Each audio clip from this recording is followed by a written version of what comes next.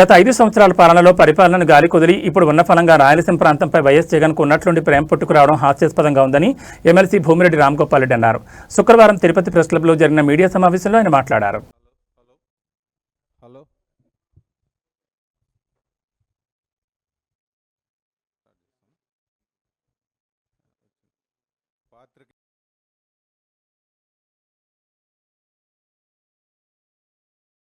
రామ్మోహన్ గారు, తెలుగు యువత రాష్ట్ర అధికార ప్రతినిధి అశోక్ గారు, ఈరోజు ఈ పత్రికా సమావేశం యొక్క ముఖ్య ఉద్దేశాన్ని ఎమ్మెల్సీ రామ్గోపాల్ రెడ్డి గారు.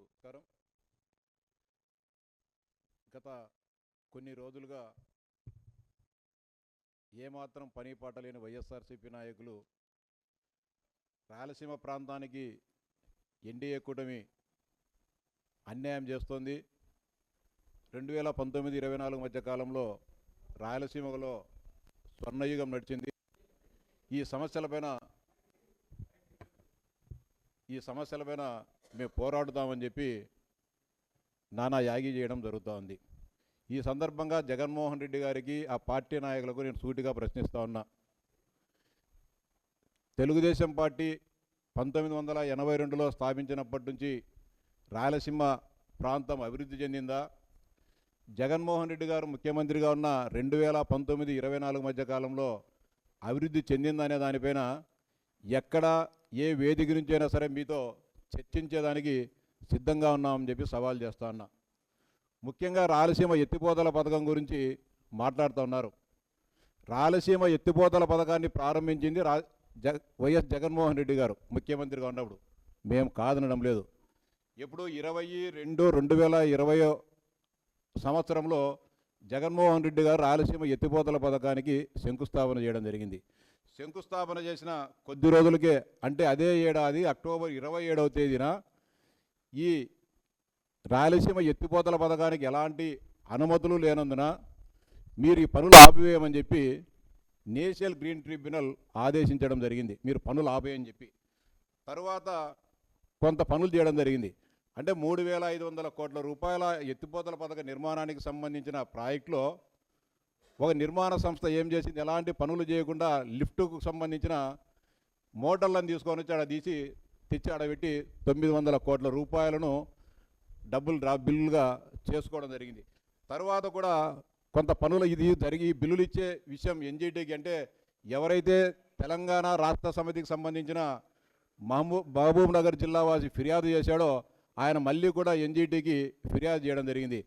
మీరు పనులు ఆపమని ఆదేశించినప్పటికీ కూడా ఈ ప్రభుత్వము బిల్లులు చేసుకుంటుంది, పంపులు తీసుకొచ్చి అక్కడ డంపు చేస్తున్నారని చెప్పినప్పుడు మళ్ళీ 7/6/2021 నాడు పనులు ఆపమని చెప్పి నేషనల్ గ్రీన్ ట్రిబ్యునల్ మరోసారి కూడా ఆదేశం చేయడం జరిగింది.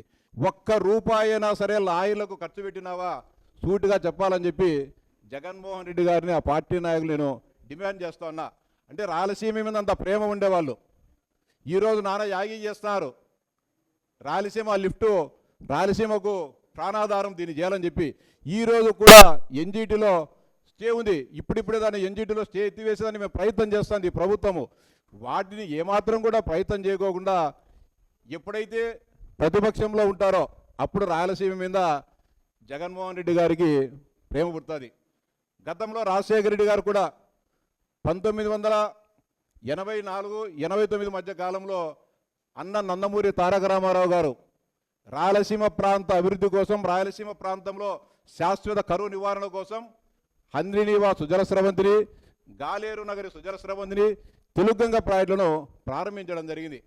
అంతకుముందు అధికారంలో ఉన్న కాంగ్రెస్ పార్టీ ఏ రోజు కూడా రాయలసీమ ప్రాంత సర్వతోముఖ అభివృద్ధి కోసం ఒక సాగునీటి ప్రాజెక్టును కూడా కట్టిన పాపాన వలె. ఏ రోజైతే కృష్ణా మిగులు జలాల ఆధారంగా ప్రాజెక్టులను నందమూరి తారక రామారావు గారు ప్రారంభించారో, మిగులు జలాలు కాదు నికర జలాలు కావాలని చెప్పి ఆ రోజు ఈయన తండ్రి గారు కాంగ్రెస్ పార్టీలో ఉన్న రాజశేఖర రెడ్డి గారు రాయలసీమ ఉద్యమాన్ని వదిలిపెట్టడం జరిగింది. అంటే ఏదో విధంగా రాయలసీమ ప్రాంతం సస్యశ్యామలం కాకూడదు, రాయలసీమలో ఉంటే ప్రజలు మా మాట వినాలా, మేము చేసే మా ఫ్యాక్సినిజానికి మాకు వంత పాడాలంటే ఎవరికి కూడా పంటలు పండకూడదు, పంటలు పండనప్పుడు పేదరికంతో అలమటిస్తేనే మా చెప్పు చేతుల్లో ఉంటారనే ఒక ఆలోచనతో రాయలసీమ ప్రాంత అభివృద్ధి కోసం ఆ రోజు తండ్రి అడ్డుపడడం జరిగింది. మళ్ళీ ఇప్పుడు జగన్మోహన్ రెడ్డి గారు 5 సంవత్సరాల రాయలసీమ ప్రాంతానికి ఏ మాత్రం కూడా మంచి చేయకుండా ఇప్పుడు మళ్ళీ రాయలసీమ లిఫ్ట్ ఇరిగేషన్ ఏదో ఇదో నానా యాగి చేస్తూ ఉన్నారు. ఈ సందర్భంగా సూటిగా అడుగుతున్నా జగన్మోహన్ రెడ్డి గారిని, పులివెందుల నియోజకవర్గానికి 2009 నుంచి 2014 వరకు పార్లమెంట్ సభ్యునిగా ఉన్నావు, 14 నుంచి 19 వరకు ప్రతిపక్ష నాయకునిగా ఉన్నావు, 19 నుంచి 24 వరకు పులివెందుల శాసనసభ్యునిగా ఈ రాష్ట్ర ముఖ్యమంత్రిగా ఉన్నావు. 2019 సంవత్సరంలో తెలుగుదేశం పార్టీ ఇచ్చిన నీళ్లు తప్ప పులివెందుల నియోజకవర్గంలో అదనంగా 1 ఎకరాకైనా సరే నీళ్ళు ఇచ్చినావా జగన్మోహన్ రెడ్డి? సూటిగా ప్రశ్నిస్తా ఉన్నా. ఎవరైనా సరే నిరూపించమని చెప్పండి. పులివెందులకు వద్దాం. మేము నందిపల్లి వేంపల్లి మండలంలో ఉన్న నందిపల్లి చెరువు లాస్ట్ ఆయకట్టు వరకు మేము ఆ రోజు నీళ్ళు ఇచ్చాం. ఈ రోజు నందిపల్లి కంటే ఎక్కువ ఏమైనా నువ్వు నీళ్ళు ఇచ్చావా? ఏ 1 ఎకరాస్ అయినా సరే 1 సెంటీమీటర్ కాలువ దిగినావు పులివెందుల నియోజకవర్గంలో? పులివెందుల నియోజకవర్గానికి ఏ మాత్రం కూడా మంచి చేయలేనివి, సాగునీటి పరంగా అభివృద్ధి చేయలేనివి రాయలసీమకు రాష్ట్రానికి నేను మంచి చేసినట్టే నమ్మేదానికి ఇక్కడ ఎవరు కూడా సిద్ధంగా లేరు. జగన్మోహన్ రెడ్డి పిన్నమ్మకు అమ్మకు అన్నం పెట్టనోడు పిన్నమ్మకు బంగారు గాజులు చేస్తానంటుంది జగన్మోహన్ రెడ్డి గారి వైఖరం. ఈ సందర్భంగా నేను పులివెందుల గురించి ఎందుకు చెప్తానంటే, పులివెందుల నియోజకవర్గానికి ప్రాతినిధ్యం వహిస్తున్న నువ్వు పులివెందుల ప్రాంతంలో ఉండే సాగునీటి ప్రాజెక్టులను పూర్తి చేయకోకుండా 1 ఎకరాకు అదనంగా నీళ్ళు ఇవ్వలేనివి రాయలసీమకి ఏం చేసి ఉంటావు? చక్రాయపేటలో విపరీతమైన దుర్భర పరిస్థితులు ఉంటాయి. ఎండల కాలంలో తాగేదానిగా నీళ్లుంటాయి. కాలేటి వాగు ప్రాజెక్ట్ అని చెప్పి ప్రారంభించినావు. అంతా 250-300 కోట్ల ప్రాజెక్ట్ అది. ఈరోజు కానీ 5 సంవత్సరాలు నువ్వు ఆ ప్రాజెక్ట్ పూర్తి చేయలేకపోయినావు. మీరు పెద్దిరెడ్డి కంపెనీకి టెండర్ ఇచ్చినారు. పెద్దిరెడ్డి ఇక్కడ పులివెందుల ప్రాంతంలో పనులు చేయకుండా డబ్బులు దండిగా మిగులుతా అని చెప్పి పొంగనూరు తంబలపల్లిలో మట్టి పనులు చేసుకొని దోపిడీ చేసుకోవడం జరిగింది. ఏ రోజైనా కానీ పులివెందుల సాగునీటి ప్రాజెక్టుల మీద అభివృద్ధి సమీక్ష చేసినావా? పులివెందుల మీదనే నీకు దృష్టి లేదు, ప్రేమ లేనివి రాయలసీమ మీద ప్రేమ ఉందని చెప్తే ఎట్లా నమ్ముతామని చెప్పి అడుగుతున్నాం. ఈరోజు అనంతపురం జిల్లాలో గతంలో తినడానికి తిండి, తాగేదానికి గుక్కెడు మంచినీళ్ళు దొరకని పరిస్థితి నుంచి ఈరోజు ప్రపంచంలో పండే అన్ని రకాల కూరగాయలు, అన్ని రకాల పండ్ల తోటలు కూడా ఈరోజు అక్కడ పండించే పరిస్థితికి ఈరోజు అనంతపురం జిల్లా పోయింది. కారణం చంద్రబాబు నాయుడు గారు హంద్రీనీవా ప్రాజెక్టు ద్వారా ఆ ప్రాంతానికి నీళ్లు ఇవ్వడం, చెరువులన్నీ కూడా నింపడంతో ఈరోజు కోస్తా ప్రాంతంతో పోటీ పడే పరిస్థితికి ఈరోజు అనంతపురం జిల్లా రావడం జరిగింది.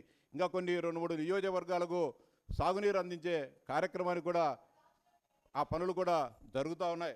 అలాంటి పరిస్థితి నుంచి దృష్టి మళ్లించేదానికి మళ్ళీ రాయలసీమ పేరుతో డ్రామాలాడేది తగదని చెప్పి సందర్భంగా జగన్మోహన్ రెడ్డి గారికి విజ్ఞప్తి చేస్తూ ఉన్నా. అలాగే కర్నూలులో కూడా 3 రాజధానుల భాగంగా కర్నూలులో హైకోర్టు పెడతా అని చెప్పాడు. హైకోర్టు పెట్టమని చెప్పి కనీసం మీ సాక్షి పేపర్లో రాసుకోవడం తప్ప కనీసం కేంద్ర ప్రభుత్వానికి, రాష్ట్ర హైకోర్టుకు, లేకుంటే సుప్రీంకోర్టుకైనా ఒక లెటర్ రాసినాడు జగన్మోహన్ రెడ్డి. రాయలసీమ ప్రాంతం మీద ఉండే చిత్తశుద్ధి. మేము కర్నూలు హైకోర్టు బెంచ్ ఏర్పాటు చేస్తామని మేము హామీ ఇచ్చినాం. త్వరలోనే అది కూడా సాకారం కావడం జరుగుతుంది. మరి కొద్ది నెలల్లోనే ఏదైతే మేము హామీ ఇచ్చామో ఎన్డీఏ కూటమి కర్నూలు హైకోర్టు బెంచ్ ఏర్పాటు చేస్తామని దాన్ని కూడా త్వరలోనే 6,70,000 అందరికి ఇచ్చినాం. నువ్వు మాట చెప్పి ఈరోజు మమ్మల్ని 10 లక్షలు చెల్లిద్దామని చెప్పి డిమాండ్ చేస్తావు. దానిపైన నానా యాగి చేస్తావు. ఎంతవరకు ఇది సమంజసం అని చెప్పి జగన్మోహన్ రెడ్డి గారిని అడుగుతానా. ముఖ్యంగా రాయలసీమ ప్రాంత ప్రజానీకారందరికీ కూడా సవినయంగా విజ్ఞప్తి చేస్తానా. రాయలసీమ లిఫ్ట్ గురించి వాస్తవాలు తెలుసుకోవాల్సిన అవసరం ప్రతి ఒక్కరికి కానీ ఉంది. దీనిపైన మేము ఊరు వాడ ప్రతి ఒక్కరికి కూడా తిరిగి ఏం జరిగింది, జగన్మోహన్ రెడ్డి గారు తన 5 సంవత్సరాల పరిపాలనా కాలంలో రాయలసీమ ప్రాంతానికి ఏం చేశాడు, రాయలసీమ లిఫ్ట్ పైన ఇప్పుడు ఎందుకు యాగి చేస్తున్నాడని చెప్పి అందరికి కూడా సవివరంగా తెలియజేస్తాం. ప్రజలకు కూడా విజ్ఞప్తి చేస్తానా, రాయలసీమ లిఫ్ట్ అని వైఎస్ఆర్సీపీ నాయకులు పేరెత్తితే రాళ్లతో కొట్టి ప్రశ్నించమని చెప్పి రాయలసీమ ప్రాంత ప్రజానీకారందరికీ కూడా సవినయంగా విజ్ఞప్తి చేస్తానా. రాయలసీమ గురించి మాట్లాడే హక్కు మీకు లేదు. రాయలసీమకు చేసింది తెలుగుదేశం పార్టీ. అన్న నందమూరి తారక రామారావు గారి నుంచి కొనసాగిన అభివృద్ధి ఈరోజు కూడా కొనసాగడం జరుగుతోంది. ఇప్పుడేం రాయలసీమ అంతా అయిపోయింది, మొత్తం సస్యశ్యామలం అయిపోయింది, స్వర్ణయుగం నేను చెప్పడంలే. ఆ ప్రయత్నాలు జరుగుతున్నాయి వేగంగా. రాయలసీమ ప్రాంత సర్వతోముఖాభివృద్ధి కోసం ఈరోజు వేగంగా ఎన్డీఏ ప్రభుత్వము కార్యక్రమాలు చేపట్టడం జరిగింది, పనులు చేపట్టడం జరుగుతోంది. ముఖ్యంగా రాయలసీమ ప్రాంతాన్ని హార్టికల్చర్ హబ్గా తీర్చిదిద్దాలనేది గౌరవ ముఖ్యమంత్రి గారి ఆలోచన. ఆ మేరకు అన్నీ కూడా జరుగుతున్నాయి. ముఖ్యంగా రాయలసీమ ప్రాంత ప్రజానీకానికి డ్రిప్పులు కానీ స్ప్రింక్లర్లు కానీ పైపులతో అవసరం. ఈ 5 సంవత్సరాల కాలంలో 1 ఇంచి స్ప్రింక్లర్ కానీ 1 ఇంచి పైపు కానీ డ్రిప్ పైపు కానీ ఇచ్చినావా జగన్మోహన్ రెడ్డి? కేంద్ర ప్రభుత్వం ఇచ్చే నిధులను పక్కదారి పట్టించేసి ఆ నిధులను కానీ నువ్వు స్వాహా చేసి ఈరోజు రాయలసీమ గురించి మాట్లాడడం నిజంగా దయ్యాలు వేదాలు వల్లించినట్టే ఉంది. అంటే ఇంత అన్యాయం చేసిన వ్యక్తి ఈరోజు మన తిరుపతిలో రౌండ్ టేబుల్ సమావేశం పెట్టారు. రాయలసీమ లిఫ్ట్ గురించి తెలియదు, ఇరిగేషన్ గురించి తెలియని రోజా ఇట్లాంటి వాళ్ళు కానీ లిఫ్ట్ ఇరిగేషన్ల గురించి మాట్లాడతానంటే సిగ్గుపోతుంది రైతాంగానికి, రాయలసీమ రైతాంగానికి. ఈరోజు అనంతపురంలో పెట్టినారు, మన్నాడు ఒకసాట. అంటే ఏదో విధంగా ప్రజలను గందరగోళం చేయాలా అంటే 10 మాటలు అబద్ధాలు చెప్తే నిజమని నమ్మే పరిస్థితి వస్తుంది. కాబట్టి ప్రజలందరికీ కూడా విజ్ఞప్తి చేసేది ఒకటే, ఎవరు మంచి చేశారు, ఎవరికి చిత్తశుద్ధి ఉందో దానిపైన అందరూ కూడా